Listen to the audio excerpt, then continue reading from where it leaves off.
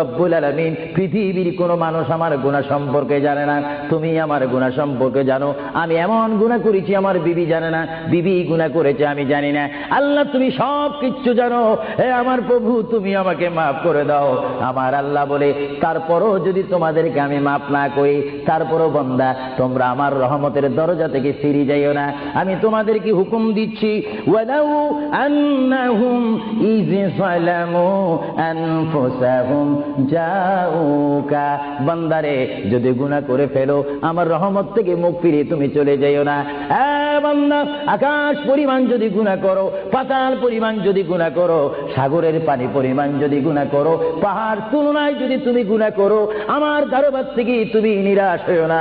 বান্দা আমি তোমাকে একটি রাস্তা বাতাই দিচ্ছি, একটি পথ তোমাকে আমি দেখাই দিচ্ছি।